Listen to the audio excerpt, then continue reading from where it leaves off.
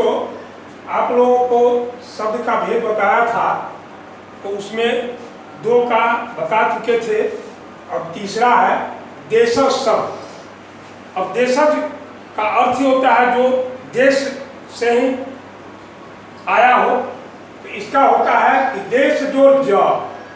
अब देश जोड़ ज का मतलब होता है उत्पन्न होना, अर्थात देश में जन्मा, यानी जो शब्द देश में उत्पन्न हुआ है, यानी देश में अलग अलग प्रांत है, तो उनमें उत्पन्न जो शब्द है वो शब्द हो गया। तो इसका हो गया परिभाषा कि जो शब्द देश के विभिन्न प्रदेशों में प्रचलित आम बोलचाल की भाषा से हिंदी में आए हैं, यानी जो शब्द हमारे देश के विभिन्न प्रदेशों में बोली जाती है, उसी शब्द का प्रयोग जब हम हिंदी में करते हैं तो वो जो है देशज शब्द कहलाता। अब है कि इसका उदाहरण में है खिड़की, धोती, लोटा, पेटी, बाबा, चुन्नी आदि, ये सब देशज शब्द है।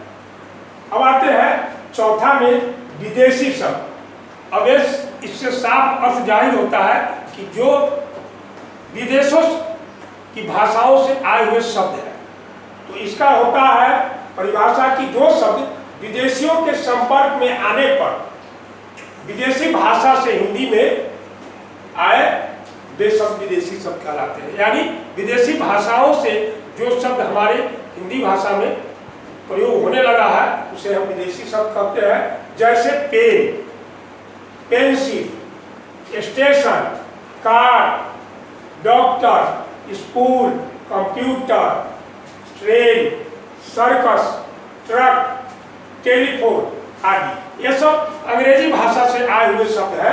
अब है कि भिन्न भाषाओं से आए हुए शब्द है। अब इसमें है अगला अरबी।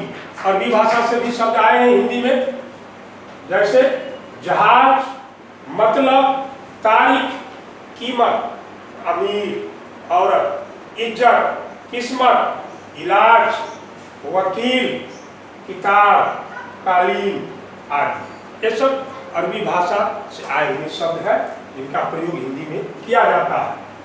अब है फारसी।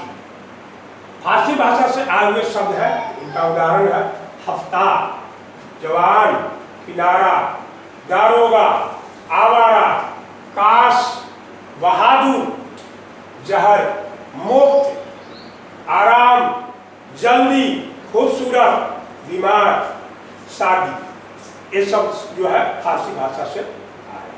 अब है तुर्की भाषा से आए शब्द। इनमें है तो, काबू, तलाश, चाकू, बेगम, बारूद आदि। अब पुर्तगाली भाषा से भी जो शब्द आए हैं हिंदी में प्रयुक्त होते हैं, उनका उदाहरण है कमीज, साबुन, अलमारी, बाल्टी, फालतू, फीता, तौलिया आदि। अब आते हैं कि शब्द का भेद हम एक का बताए थे, उसी का 4 भाग यहाँ पर बताए। अब अगला है रचना के आधार पर शब्द भेद। तो रचना या बनावट के आधार पर शब्दों को हम 3 वर्गों में बांटते हैं। एक होता है रूढ़ शब्द, दूसरा होता है यौगिक, और तीसरा है योग। अब रूढ़ शब्द क्या है? रूढ़ का अर्थ होता है परंपरा। वे शब्द जो परंपरा से किसी व्यक्ति, वस्तु, स्थान या प्राणी आदि के लिए प्रयोग होते चले आ रहे हैं, उन्हें रूढ़ शब्द कहते हैं। अब इसमें रूढ़ शब्द में क्या होता है कि हम इसका खंड करते हैं, तो खंड करने पर इनका कोई अर्थ नहीं होता है, कोई अर्थ नहीं निकलता है। जैसे घर है, तो घर का अगर हम खंड करेंगे तो घर और र अलग अलग किए हैं, तो इनका कोई अर्थ नहीं निकलेगा, अर्थहीन हो गए। पानी, तो पानी का अगर खंड करते हैं तो पा जो नी हुआ अर्थहीन हो गया, इसका कोई अर्थ नहीं हुआ।